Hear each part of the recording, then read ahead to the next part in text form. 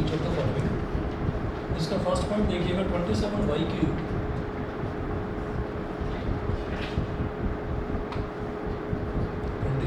Cube plus 125z cube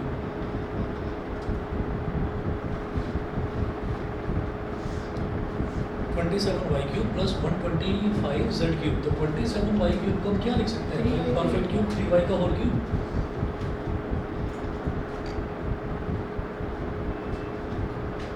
इसको लिखा जा सकता है 5z का cube.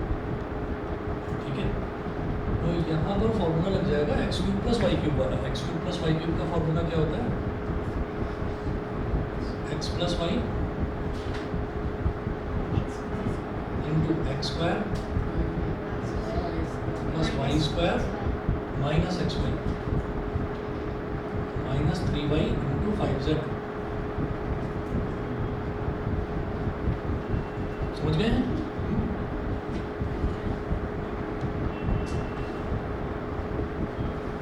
3y plus 5z into 3y का होल स्क्वायर क्या हो जाएगा? 9y square 25z square minus 15y। ऐसे इसका सेकंड पार्ट देखिए।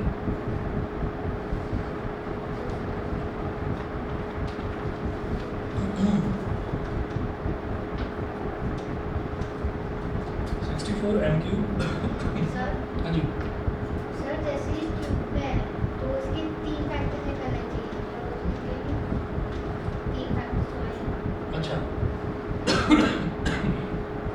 ऐसा होता है कि जब मैं इसकी बात कर रहा हूँ ना कि 3y cube plus 5z cube, जब इसकी बात कर रहा हूँ तो यहाँ पर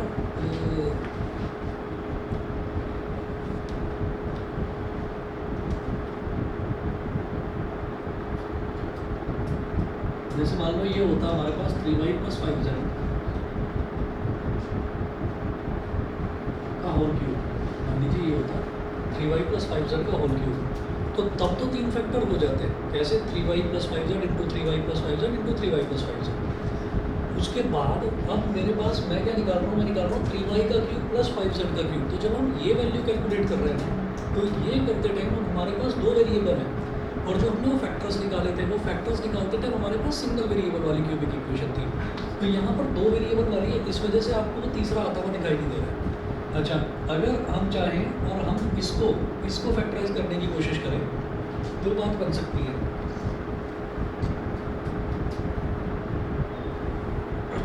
लेकिन again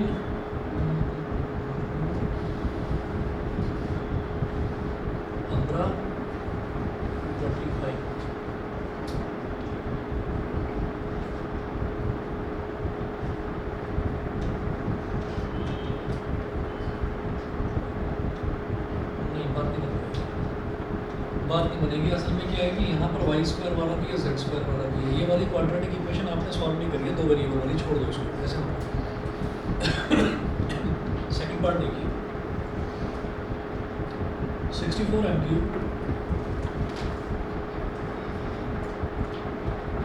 minus 343 n cube. 64 m cube minus 343 n cube. तो 64 किसका क्यूब है? 4 है।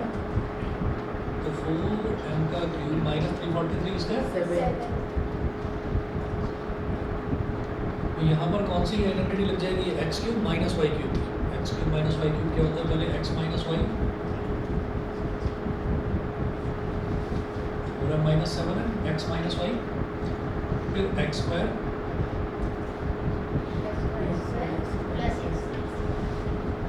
प्लस वाई स्क्वायर और प्लस एक्स वाई, तो plus 4m into 7m।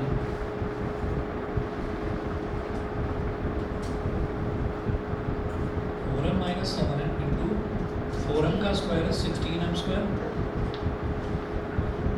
49n square 28m। ये हो गया।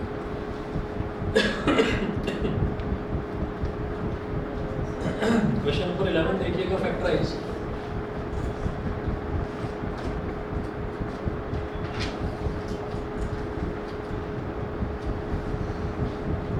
Factorise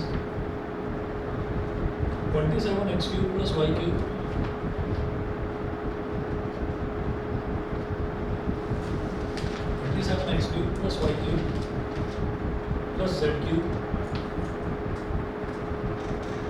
37x cube plus y cube plus z cube minus 9xyz minus 9xyz।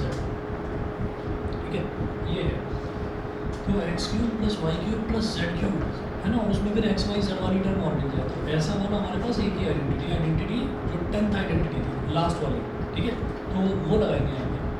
तो क्या करेंगे 27x क्यूब क्या हो जाएगा 3x का होल क्यूब, वाई का होल क्यूब, जेड का होल क्यूब। तो आप ये देखिए जब मेरे पास 3x का क्यूब प्लस वाई का क्यूब प्लस जेड का क्यूब ये हो गया, वाई और जेड में तो कोई प्रॉब्लम ही नहीं है, सिंपली वाई का क्यूब जेड का क्यूब ऐसे, ठीक है। लेकिन यहाँ x की जगह 3x है बस, तो मैं क्या करूँगा, हमारे पास एडिशन क्या होता था x cube plus y cube plus z cube minus 3xyz ये होता था। तो माइनस 3 इंटू एक्स की जगह क्या आ जाएगा 3x, वाई की जगह वाई और जेड की जगह जेड, ये हो गया 3x का क्यूब 3, ये तो वही हो जाएगा 27x क्यूब। अच्छा इसको करके देखो जरा, तो 3 3 से 9 और x into y into z x y z, तो 9xyz ये हो गया।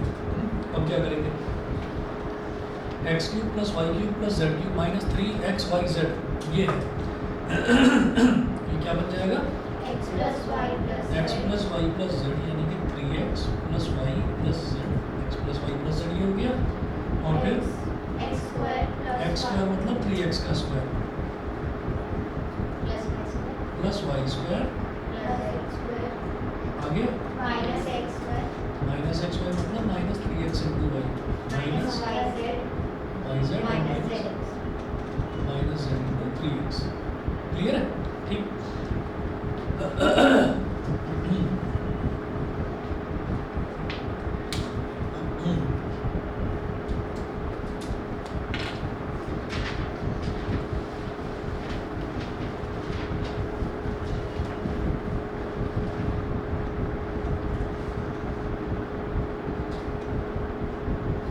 Plus y plus Z, 3x का होल स्क्वायर क्या हो गया 9x स्क्वायर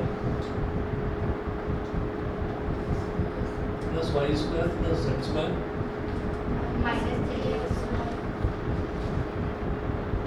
माइनस yz और माइनस 3z। ठीक है जी, चलिए इसके बाद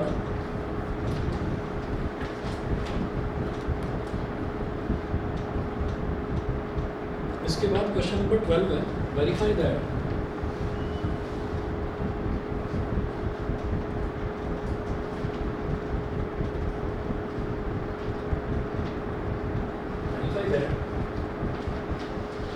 x cube plus y cube plus z cube minus 3xyz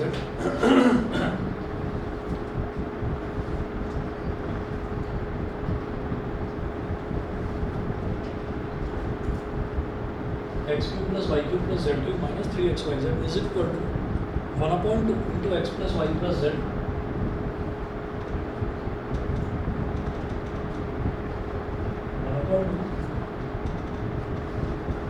into x plus y plus z into x minus y का whole square plus y minus z का whole square x minus y का whole square plus y minus z का whole square plus z minus x का whole square.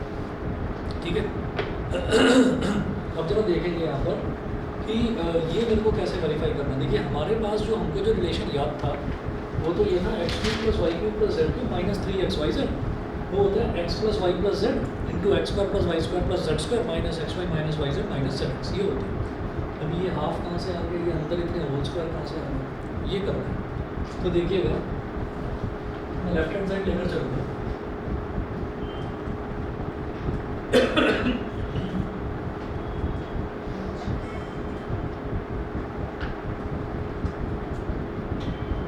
Right hand side पे लेकर चला जा सकता है वैसे, राइट हैंड साइड लेकर चलते हैं, ज़्यादा आसान पड़ेगा। तो भी तो एलएचएस से भी करा देंगे, तो पहले आरएचएस समझ हम ये लेकर गए half x plus y plus z, ठीक है, ये ऐसे जो होगा x plus y plus z. और फिर ये जो है एक्स माइनस वाई का होल स्क्वायर, तो इसको क्या लिखेंगे, x square plus y square minus 2xy, ये हो गया। ऐसे ही वाई माइनस जेड का whole square, y minus z के होल स्क्वायर को क्या लिखेंगे, y square plus z square minus 2yz, Z minus x का होल स्क्वायर तो z square plus x square minus 2zx, ठीक है।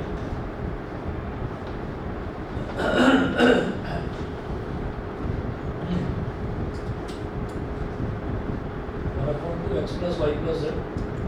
अब यहाँ देखेंगे ब्रैकेट में, इधर देखिए एक्स स्क्वायर है और इधर भी एक्स स्क्वायर है, तो x square plus x square 2x square हो जाएगा। Y square plus y square is 2y square, z square plus z square is 2z square, और फिर minus 2xy minus 2yz minus 2zx।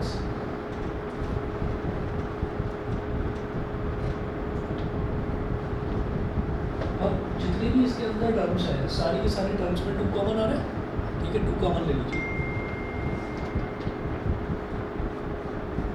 1/2 into x plus y plus z, ये जो पूरा bracket है इसमें से 2 ले लिया कॉमन, जब 2 ले लिया कॉमन तो ये क्या बचेगा, x square plus y square plus z square minus x y minus y z minus z x, जो हमारे फॉर्मूले में आएगा।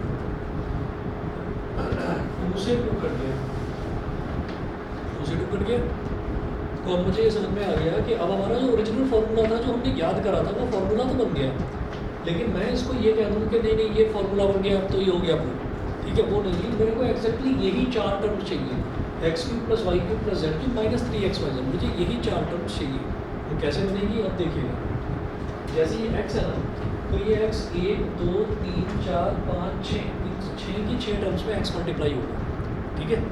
फिर जो y है वो इन 6 टर्म्स में मल्टीप्लाई होगा, फिर जो z है वो इन 6 टर्म्स में मल्टीप्लाई होगा, टोटल हमारे पास कितनी 18 टर्म्स आ जाएगी इस तरह से, क्लियर है। फिर देखते हैं क्या होगा, जब पहले x को करते हैं, जब सारी टर्म्स में मल्टीप्लाई, तो x इंटू एक्स स्क्वायर क्या हो जाएगा, x cube, x into y square हो जाएगा x y square, x into z square हो जाएगा एक्स जेड स्क्वायर। फिर देखिए x into minus x y, ये कितना हो जाएगा, माइनस एक्स स्क्वायर वाई, देखो x है और इधर क्या है, एक्स वाई है, तो x 2 बार आ रहा है ना, तो एक्स स्क्वायर हो जाएगा, ठीक है। और फिर ये प्लस का ये माइनस का, तो माइनस एक्स स्क्वायर वाई, तो माइनस एक्स स्क्वायर वाई। फिर x होगा अगले टर्म में मल्टीप्लाई, तो यहाँ पर है y और z, यहाँ पर है x और माइनस साइन के साथ, तो माइनस एक्स वाई जेड। फिर x into minus z x, ये कितना हो जाएगा, minus z x square, minus z x square, clear है, समझ गए भाई। आगे चलते हैं। अब y मल्टीप्लाई होगा इन सभी टर्म्स में, तो y into x square is x square y, फिर y into y square is y cube plus का वाई क्यूब, फिर y into z square is y z square, y z square, फिर y into minus x is एक x है और 2 y है, तो x y square with minus है, minus x y square, फिर y into minus y z is minus y square Z. किसी को ना समझ में आए प्लीज बता दें, मैं y से सारे टर्म्स को मल्टीप्लाई करूँगा, तो y into x square is x square y, y into y square is y cube, y into z square is y z square, y into minus x y is minus x y square, y into minus y z is minus y square z, y into minus z x is minus x y z. देखिए y है, z है और x है, तो minus में x y Z आ गया एक बार, बताइए समझ गए। उसके बाद देखिएगा क्या करेंगे, अब z into x square is x square z, x square z बोलना z एक्स स्क्वायर बोलना है, z into x square is z x square, z into y square is y square z, z into z square is z cube, z into minus xy is minus xyz. Z into minus yz is minus yz square. Z into minus zx is minus z square x.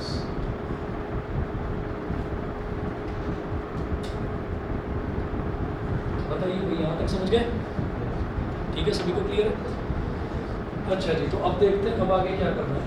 अब आप ये देखिएगा कि जैसे ये x y square है plus का और ये माइनस का एक्स वाई स्क्वायर है, एक्स वाई स्क्वायर से minus x y square cut गया, राइट है। फिर दूसरा देखिए, यहाँ पर है एक्स जेड स्क्वायर और यहाँ पर भी एक्स जेड स्क्वायर है। देखिए जेड स्क्वायर एक्स बोलो या एक्स जेड स्क्वायर बोलो, एक ही बात है। एक्स जेड स्क्वायर ये माइनस का, ये प्लस का, ये कैंसिल आउट हो गया, ठीक है। माइनस एक्स स्क्वायर वाई और प्लस का एक्स स्क्वायर वाई, माइनस का एक्स स्क्वायर कैंसिल आउट। उसके बाद देखिए माइनस जेड एक्स स्क्वायर और प्लस जेड एक्स स्क्वायर, ये कैंसिल आउट। उसके बाद देखिए वाई जेड स्क्वायर प्लस का, वाई जेड स्क्वायर माइनस का, तो ये कैंसिल आउट हो गया। फिर प्लस का वाई स्क्वायर जेड और माइनस का वाई स्क्वायर जेड, तो प्लस का वाई स्क्वायर जेड माइनस का वाई स्क्वायर जेड, ये कैंसिल आउट। क्या बनेगा? एक्स क्यूब, पहले तो एक्स क्यूब लिख लो, ये वाला एक्स क्यूब, फिर लिखो वाई क्यूब और फिर लिखो जेड क्यूब।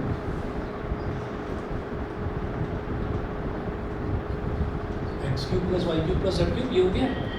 उसके बाद देखिए माइनस एक्स वाई जेड कितनी बार आ रहा है? माइनस एक्स वाई जेड एक बार, माइनस एक्स वाई जेड एक और बार, यानी कि माइनस 2x y z, और एक बार और माइनस एक्स वाई जेड, तो माइनस 3x y z। अगर हम नेगेटिव वाली टर्म को 3 बार ऐड कर देते हैं तो वो क्या बन जाएगी? Minus 3 times of that term बन जाएगा।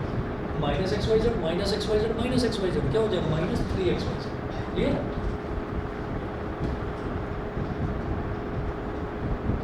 Minus 3x y z। इसको अगर ऐसे समझ में ना आए ना तो एक और तरीके से कर सकते हैं। देखिए ऐसे है, minus x y z minus x y z minus x y z, तो तीनों में एक्स वाई जेड कॉमन है और नेगेटिव साइन भी कॉमन है।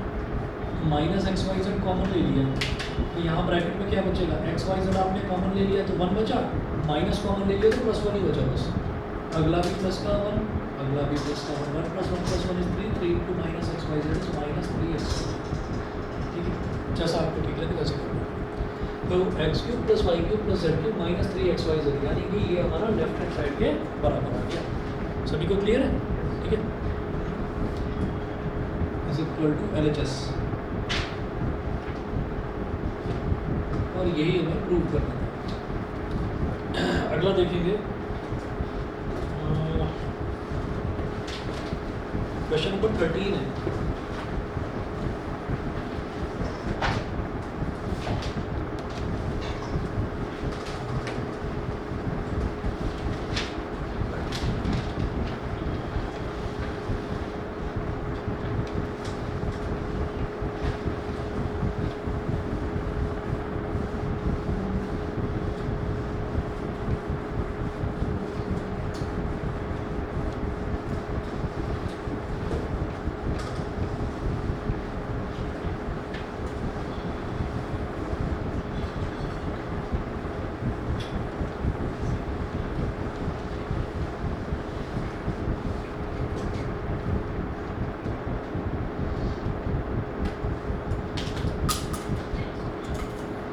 क्वेश्चन नंबर 13 है कि x plus y plus z is equal to 0,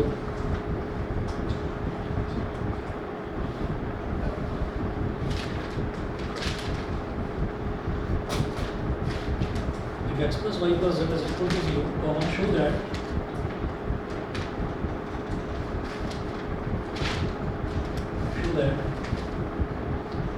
x cube plus y cube plus z cube is equal to 3xyz।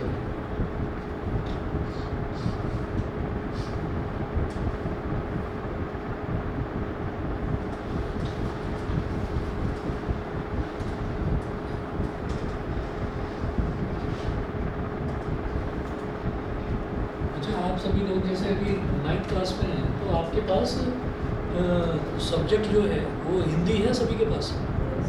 सभी के पास हिंदी है? क्या है? जर्मन है। और किसी ने ले रखा है हिंदी के अलावा? तुमने भी? हिंदी है, तो तुम्हारे पास जर्मन है, तुम्हारे पास फ्रेंच है और हिंदी नहीं है।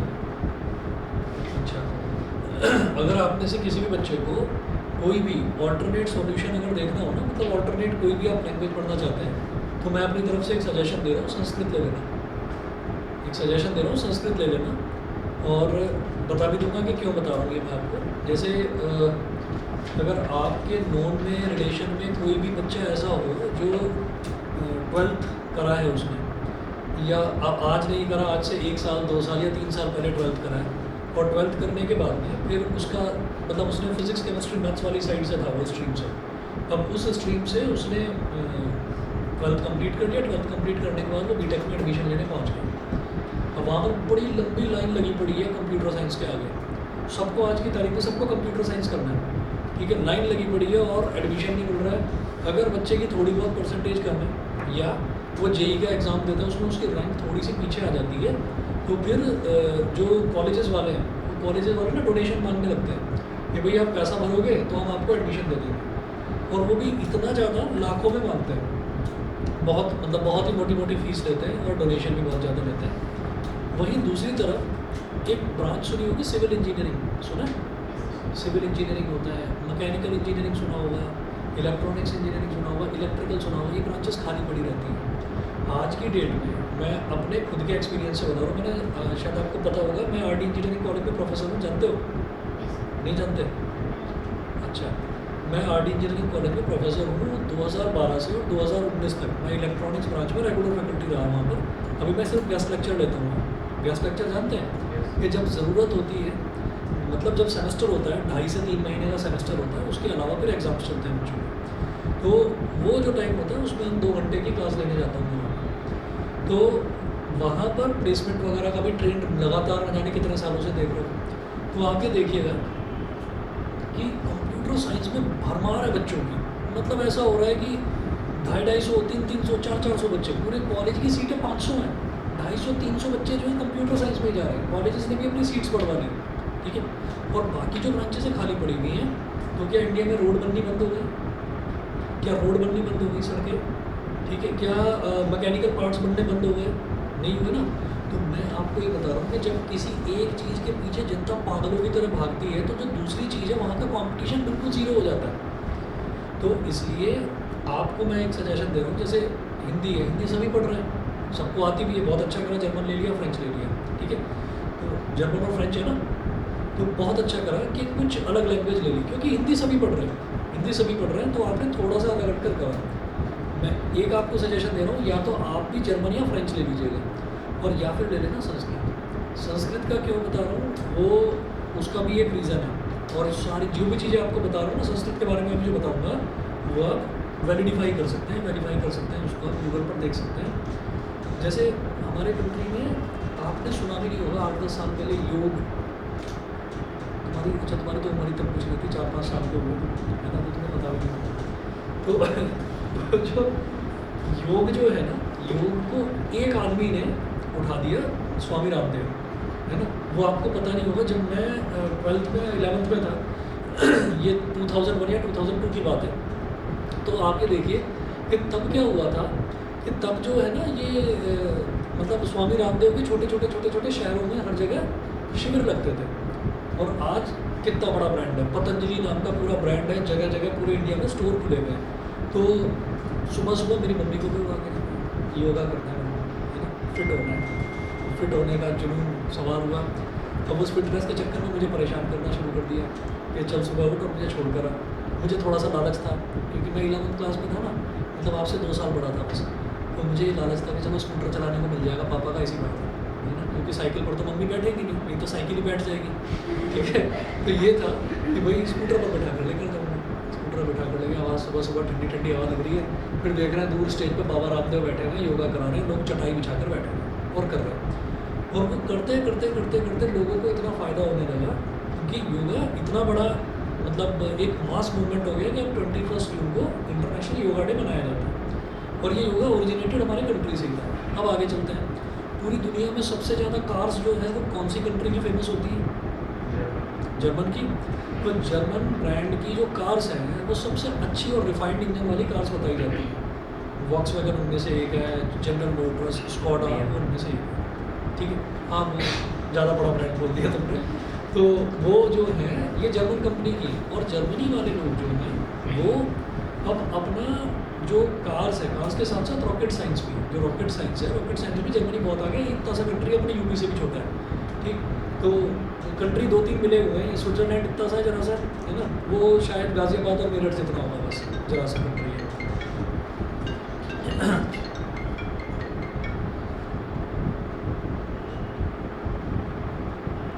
यार हम यार रॉकेट साइंस की बात कर रहे हैं, ये इनको यही है कि get up to ₹7 lakh loan, है ना, ऑन योर प्रॉपर्टी, मतलब ये हमारी प्रॉपर्टी बिकवा देंगे, कमाल है। प्रॉपर्टी बेच कर लोन ले लूँ, क्यों, फिर क्या करूँगा, बताओ। पता नहीं क्या है, रोज़ आ जाता है इसी टाइम आता है, मुझे तो लगता है किसी स्टूडेंट ने दे दिया मेरा नंबर, है ना, और ऐसे आ जाता है फिर फोन मेरे पास, क्लास के दौरान ही आता है। खैर चलिए, तो रॉकेट साइंस में जो लेटेस्ट डेवलपमेंट है, लेटेस्ट भी मतलब 4-5 साल हो गए इस चीज़ को, बिल्कुल नई चीज़ नहीं बता रहा हूँ आपको। तो उसमें क्या है ना कि जैसे हम इंग्लिश में कुछ भी बोलते हैं, जैसे मान लीजिए मैंने बोला आई एम, है ना, और अगर मैंने बोल दिया एम आई का मतलब क्या है कि क्वेश्चन मार्क लगाना ज़रूरी है, क्या मैं, आई एम का मतलब हाँ मैं हूँ, है ना, तो दोनों का मतलब बिल्कुल अलग अलग हो गया। अच्छा, अब अगर मान लीजिए हम जा रहे हैं कहीं पर, तो हमने बोल दिया हम जा रहे हैं, तो ये प्रेजेंट टेंस जो है, प्रेजेंट टेंस में हम बोल देते हैं अहम गच्छामि, ये बोल देते हैं संस्कृत में, ठीक है, गलत नहीं बोल रहा हूँ, सही बोल रहा हूँ, शुद्ध बोल रहा हूँ। अब अगर इसको मैंने उल्टा कर दिया, गच्छामि अहम कर दिया, तो मीनिंग चेंज नहीं होगा, उसका मीनिंग चेंज नहीं होगा, मीनिंग वही रहेगा। अब होता क्या है कि जैसे कई बार होता है ना कि हम वो कर रहे हैं, कैलकुलेटर पर कुछ सॉल्व कर रहे हैं, कंप्यूटर पर कुछ कर रहे हैं, कुछ काम। अभी आज सुबह मोबाइल फ़ोन में हो गई थी ये बात, इसीलिए मुझे याद आ गया कि मोबाइल फ़ोन में मैंने व्हाट्सएप खोला, तो मेरे एक फ्रेंड ने मुझे मैसेज करा 9:45 पर, तो उस पर नीचे लिखा हुआ था ना टाइम 9:45, और मैं मोबाइल में टाइम देख रहा हूँ, मोबाइल में टाइम लिखा हुआ है 9:44, ठीक है। मैंने कहा अभी टाइम हुआ है 9:44, और इसने मेरे को फ्यूचर में मैसेज भेज दिया, और वो फ्यूचर का टाइम भी लिखा हुआ है, ऐसे कैसे हो सकता है। तो फिर मैं बाहर जा रहा हूँ, अंदर जा रहा हूँ, बार बार उसको खोल कर देख रहा हूँ, सारी विंडोज़ बंद करके देख रहा हूँ उसकी, मेरे चक्कर क्या है। तो थोड़ी देर बाद क्या होता है कि सीधा 3 मिनट का जंप लग गया, मतलब 9:44 से फिर सीधा 9:47 पर आ गई जो वॉच है। तो इसका मतलब सिस्टम हैंग हुआ था ना, कुछ ना कुछ प्रॉब्लम हुई थी, कुछ एरर हुआ था। तो वो जो एरर होती है, वो एरर उसी चीज़ में, जैसे लोग कंप्यूटर साइंस के पीछे भाग रहे हैं बहुत बुरी तरह से, उसमें करते क्या, कोडिंग ही तो करते हैं। तो कोडिंग जो है, कोडिंग में यही है कि जो चीज़ आप सोच रहे हैं कि आप ये करना चाहते हैं, उसको आपने कोड के थ्रू क्या करा, कोड के थ्रू आपने स्टोर कर दिया कहीं पर, ठीक है, किसी चिप में स्टोर कर दिया। वो चिप सेमीकंडक्टर की, सिलिकॉन की बनी होती है, सेमीकंडक्टर होती है। तो उसमें चाइनीज़ वाले जो हैं, चाइनीज़ वाले कहते हैं कि नहीं, हम कोडिंग ना अपनी लैंग्वेज में करेंगे ताकि कोई और कंट्री उस पर अपना अधिकार ना जमा सके। तो चाइना वाले अपनी भाषा में करते हैं, हमें बाकी जो पूरा वर्ल्ड है वो अपनी भाषा में, मतलब इंग्लिश और बाइनरी लैंग्वेज उसमें करता है। अब जर्मनी ने क्या काम शुरू करा है, इनफैक्ट उस पर जो काम है वो अमेरिका ने भी शुरू कर दिया है कि जिस लैंग्वेज को, जो हमारी कंट्री की लैंग्वेज है, मालूम है हिंदी संस्कृत से आई, ये मालूम है कि नहीं, और संस्कृत किससे आई, हाँ नहीं, ओरिजिनेशन होता है ना लैंग्वेजेस का। तो सबसे जो एंशियंट लैंग्वेज है वो पाली है, और पाली से आई संस्कृत, संस्कृत से आई हिंदी। और जो इनकी लिपि है ना, मैन्यूस्क्रिप्ट, उसको देवनागरी बोला जाता है। तो अब क्या है, देवनागरी लिपि तो जा चुकी है जर्मनी में, संस्कृत पर वो लोग काम कर रहे हैं, और संस्कृत में कोडिंग कर रहे हैं। कोडिंग का मतलब यही है कि जो सिस्टम हैंग हुआ है ये हैंग ना हो, क्योंकि अगर रॉकेट हैंग हो गया ना, तो रॉकेट सीधा नीचे ही आकर गिरता है। अगर रॉकेट हैंग हो गया, जैसे अभी मैंने बताया कि 3 मिनट का जंप लग गया, तो वो 3 मिनट में रॉकेट कहाँ से कहाँ पहुँच जाएगा। हमने भेजा उसको मून पर था, वो पता चला जुपिटर से टकरा गया जाकर। होता है ना कई बार, तो आपने देखा भी होगा 2-3 साल पहले वो एक जो हमारे साइंटिस्ट थे, वो गले मिलकर रोने लगे थे मोदी जी से, चंद्रयान फेल हो गया था हमारा शुरुआत में। तो वो वाला जो था, वो प्रॉब्लम किस चीज़ की है, वो लैंग्वेज की प्रॉब्लम है, और वो लैंग्वेज की प्रॉब्लम संस्कृत में नहीं है, ठीक। तो इस वजह से अब जो कोडिंग शुरू हो रही है ना रॉकेटरी में, वो संस्कृत में हो रही है। अगर आपको MS करना है, यानी कि मास्टर ऑफ साइंस करना है, इंडिया में MTech बोलते हैं, अमेरिका में और ब्रिटेन में उसको MS बोलते हैं, मास्टर ऑफ साइंस। तो अगर आप कैलिफोर्निया की यूनिवर्सिटी में जाएंगे, या ब्रिटेन की नंबर 1 जो है कैम्ब्रिज यूनिवर्सिटी, वहाँ जाएंगे, या फिर ऑक्सफोर्ड भी वहाँ की नंबर 1 है। ऑक्सफोर्ड और कैम्ब्रिज लगभग सेम समझिए। वहाँ पर अगर आप एमटेक करने जाएंगे, यानी कि एमटेक नहीं होता वहाँ पर उसको एमएस बोलते हैं, मास्टर ऑफ साइंस। तो एमएस करने के लिए कंपलसरी है संस्कृत पढ़ना, ये कंपलसरी है, ये भी गूगल करके देखा जा सकता है। और यहाँ पर जो हमारे कंट्री के लैंग्वेज है हम उसे पढ़ ही नहीं रहे, और मतलब संस्कृत की किताबों में धूल चढ़ी हुई है, लाइब्रेरी में कोई बच्चा जाने को तैयार नहीं है वहाँ पर। तो कंपटीशन ज़ीरो है, ज़ीरो नहीं नेगेटिव में है कंपटीशन।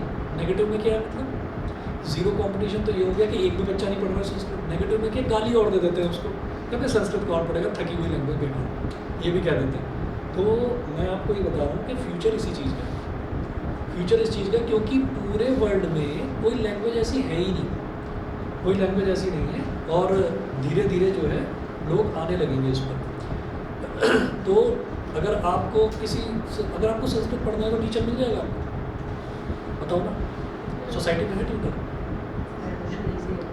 अगर मिल गया, मान लो अगर मिल गया तो आप 2 दिन में तो यार पता नहीं क्या पढ़ा रहा है, तो समझ में नहीं आ रहा है ना। फिर आपको कि चलो दूसरे के पास, दूसरा आपको मिलेगा ही नहीं, फिर आपको घूम फिर कर उसी के पास जाना। मोनोपोली कहते हैं इसमें, ये ज़बरदस्ती। और फिर वो कुछ गलत सलत भी पढ़ाएगा ना, वो भी पढ़ोगे।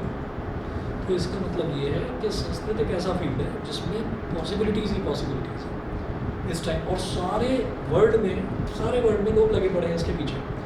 और पता है किस चीज़ के पीछे बहुत सालों तक लगे रहे कि कुछ फ्लॉ मिल जाए इसमें, कुछ कमी मिल जाए, मिली नहीं, अपना लिया, ठीक है। नीम का जो पेड़ है हमारे कंट्री का है, हमारे कंट्री में ही पैदा होता है, तो अमेरिका पेटेंट करा के बैठा है उसको कि नीम पर प्रोडक्ट बनाने से पहले ना, कि कोई भी नीम से एक्सट्रैक्ट होने वाला कोई भी प्रोडक्ट बनाने से पहले परमिशन लेनी पड़ेगी, क्योंकि पेटेंट उसने करा लिया। तो इसलिए मैं आपको बता रहा हूँ कि अगर आप संस्कृत करेंगे, और मेरे रिलेशन में 2-3 मेरे स्टूडेंट्स ऐसे हैं कि उनको किसी को थाईलैंड में जॉब ऑफर मिल गया, प्रोफेसर का ही जॉब मिल गया संस्कृत का, क्योंकि संस्कृत पढ़ाने वाले नहीं है, कहाँ से जाएंगे, इंडिया से ही तो जाएंगे, क्योंकि संस्कृत विद्यापीठ यहीं पर है। और CBSE आपको ये ऑप्शन देता है कि आप संस्कृत ले सकें। तो अगर 9th में कोई भी बच्चा है हिंदी छोड़कर किसी भी लैंग्वेज में जाना चाहिए, जर्मन बहुत बढ़िया बात है, जर्मन आप सीख रहे हो, फ्रेंच भी बहुत अच्छी चीज़ है, क्योंकि हिंदी तो सबको आती है भाई, कमांड है ही सबकी। हिंदी में क्या प्रॉब्लम है, हिंदी में कहाँ पर कौन बुलाएगा आपको, ये बताओ। लेकिन जर्मन में पॉसिबिलिटीज़ है, फ्रेंच में पॉसिबिलिटीज़ है, और अगेन संस्कृत में बहुत ज़्यादा पॉसिबिलिटीज़ है सब जगह। जिसमें जर्मनी में प्रोफेसर तो संस्कृत पढ़ा रहे थे और इंडिया में पढ़ाते हैं। वो रीज़न यही है ना कि यहाँ पर कोई कदर ही नहीं करता, यहाँ पर तो हंस और देते हैं इससे। वो कोई बाजू से निकल गया प्रोफेसर, फिजिक्स का प्रोफेसर, अरे फिजिक्स का तो मतलब बहुत महान है, संस्कृत का तो मतलब नालायक है, अरे ठीक है बात है। तो मेरा ये सजेशन है कि कोई एक दूसरी लैंग्वेज, हिंदी भी लेते हैं चलिए ठीक है, कहते हैं कि परसेंटेज बढ़ जाती है उसमें, ठीक है। इसकी वजह से 4 to 8 तो संस्कृत थी, लेकिन फिर 9 से संस्कृत कैंसिल हो गई, सिर्फ हिंदी और फ्रेंच और जर्मनी हो गई। सर हमारी हिंदी है। तो मतलब मुझे, और मैंने आज मेरे दिमाग में ये बात क्यों आई, क्योंकि 10th में एक लड़का है आरुष, DPSG में पढ़ता है, तो उसने संस्कृत ले रखा है। तो उसने मेरे को बताया, मैंने कहा कि क्यों, कह रहा सर लंबी कहानी है कि क्यों लिया है। मैंने कहा क्या मजबूरी में लिया, कह रहा नहीं सर पॉसिबिलिटीज़ हैं इस लैंग्वेज में बहुत ज़्यादा। तो इस वजह से मुझे लगा, मैंने कहा कि भाई आप लोगों को भी बताऊंगा, क्योंकि अब तक मैं हर साल बताता हूँ बच्चों को, लेने कोई लेता ही नहीं, सब सोचते पागल ही नहीं, मेरे को भी पागल ही समझते होंगे कि फालतू में संस्कृत के पीछे पढ़ाओ। भाई पॉसिबिलिटीज़ हैं, और अब नहीं मानोगे 6-7 साल 10 साल बाद कहोगे कि हाँ यार एक टीचर था उसने बताया था कि संस्कृत पढ़ देना। तो मेरे हिसाब से आपको लेना चाहिए, ठीक है। ऑप्शनल ले लो, मेन सब्जेक्ट मत लो, कोई ज़्यादा मेहनत नहीं करनी पड़ेगी उसमें। अगर आपके पास ऑप्शनल में भी होगा तो कोई ज़्यादा मेहनत नहीं होगी, अच्छा जी मेरी परसेंटेज ख़राब कर देगा संस्कृत, ठीक है। ऑप्शनल की तो वैसे भी काउंट नहीं होती, समझ रहे हैं कि नहीं, ऑप्शनल की वैसे भी काउंट नहीं होती, हटा दो, नॉलेज तो रहेगी उसकी। और जब ऑप्शनल में रहेगा आपके पास, तो हो सकता है कि आपका आगे मन कर जाए कि भाई मैं 11th क्लास में ले लूँ, ठीक है ना। तो उसमें कोई ज़्यादा जोर नहीं पड़ने वाला आपको कि बहुत मेहनत करनी पड़ जाएगी। हाँ इतना ज़रूर है, ऑप्शनल के नंबर अगर किसी और सब्जेक्ट से ज़्यादा होते हैं तो उसको मेन में काउंट करा जा सकता है परसेंटेज इंक्रीज़ करने के लिए। तो मेरा सजेशन है कि ले लेना, क्योंकि जो आप लोगों की एज है ना, आपकी एज में ग्रास्पिंग पावर बहुत ज़्यादा होती है, ठीक है।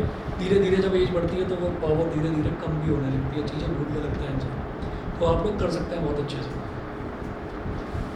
और इस सब चीज़ को एक बार देखना भी, ज़रा चेक भी करना कि संस्कृत में पॉसिबिलिटीज़ क्या क्या है।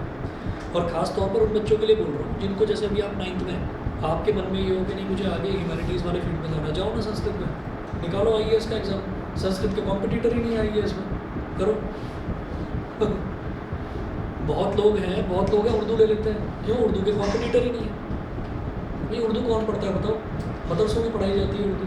अब मदरसों में उर्दू पढ़ाई जाती है, उनको बाकी लैंग्वेजेस में कुछ नहीं आता, उनको वो बाकी सब्जेक्ट में जनरल साइंस लेंगे, जनरल साइंस में उन्हें कुछ पता ही नहीं है। मदरसों में ये पढ़ा देते हैं कि भाई जो अर्थ है वो स्पेलिंग कर रहेगी, प्लेन है, ठीक है, तो वहाँ वैसे बेवकूफ़ टीचर बैठे हुए हैं। तो इसलिए मेरा ये सजेशन है आपको कि कोई मतलब ऐसी लैंग्वेज जिसको हम इंडिया में आराम से सीख सकते हैं, सीखो उसको, कंपटीशन ही नहीं है। अब पता चला कि मैथ्स हो गया, मैथ्स में जा रही है जी कट ऑफ 99.9% है ना, और फिर बैठ कर आंसू बहा रहे हैं कि पापा 98 रह गई। तो भाई 98 भी तो ज़बरदस्त परसेंटाइल है। अब 99.9 चली गई, क्यों चली गई? लाखों बच्चों ने भर रखे हैं फॉर्म, उसमें वो सब्जेक्ट ले रखा है मैथ्स, लेकिन हर किसी को मैथ्स ही करना है। गेम्स की बात करें, हर किसी को क्रिकेट ही खेलना है। पता चला पहलवानी में सुशील कुमार जो है गोल्ड लेकर आ गया, क्यों? कोई जा ही नहीं रहा था उस चीज़ में।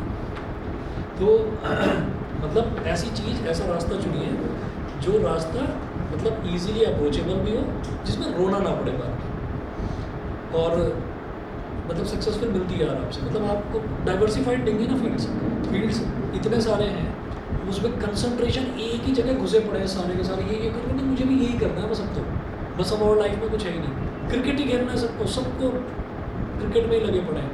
पता चला बैडमिंटन में अब कोई स्टार ही नहीं है, तो साइना नेहवाल जो है वो मेडल पर मेडल लिया ही, वो क्यों ले? कंपटीशन फेस ही नहीं करना पड़ा।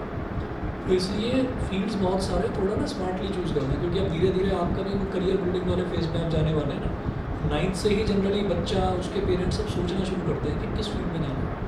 तो सारी चीज़ अपने पेरेंट्स पर मत छोड़ देना, फिर मम्मी पापा सोच लेंगे क्या करना है, लेकिन वो नहीं सोचेंगे, भाई तुम खुद भी सोचो, खुद का भी कुछ मन होना चाहिए, ठीक है। चलिए इस क्वेश्चन को देख लेते हैं फटाफट। ये प्रूव करना है, और आसान सा है कि x + y + z अगर 0 है तो मुझे ये प्रूव करना है x³ + y³ + z³ = 3xyz होगा, ठीक है जी।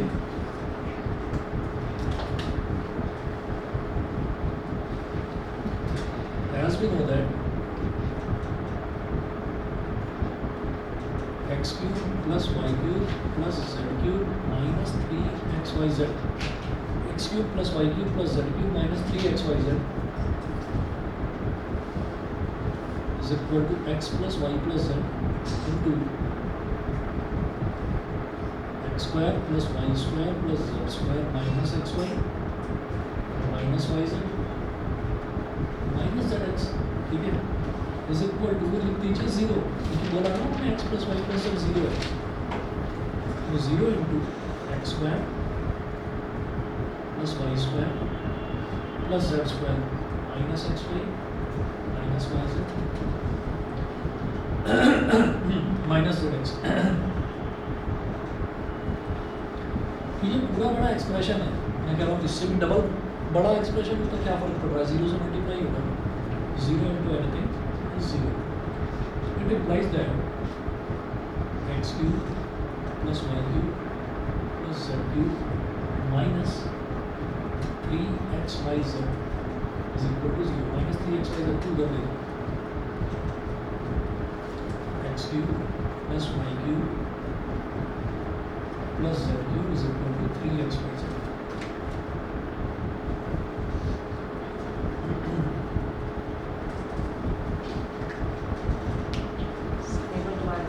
दोबारा हमको ये फॉर्मूला मालूम है कि x³ + y³ + z³ - 3xyz is equal to क्या होता है, ये x + y + z into x² + y² + z² - xy - yz - zx, ठीक है, ये फॉर्मूला है। अब इसमें इन्होंने पहले ही बोला कि आपको क्या प्रूव करना है कि x³ + y³ + z³ is equal to 3xyz होगा अगर x + y + z is equal to 0 होगा।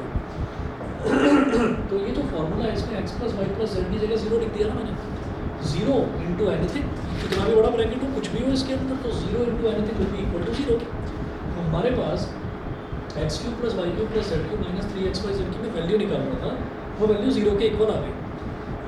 तो x³ + y³ + z³ - 3xyz is equal to 0, - 3xyz को उधर ले गए, उसका 3xyz हो गया, यही प्रूव करना, ठीक है। हाँ जी, क्वेश्चन नंबर 14, 15 ठीक 16 ये कंप्लीट करिएगा आप, ये एक्सरसाइज अब आपको ही कंप्लीट करनी है। और पहले आपका टेस्ट होगा मैटर इन अवर सराउंडिंग्स का, उसके बाद अगला टेस्ट पॉलिनोमियल्स का होगा। तो आप लोग प्रिपेयर रहना, लेकिन आने वाले 3 दिन में हम फंडामेंटल यूनिट ऑफ लाइफ करेंगे, ठीक है। तो हमको कंप्लीट कर बायो वाला चैप्टर, ठीक है। चलिए लिखना आ सकते हैं।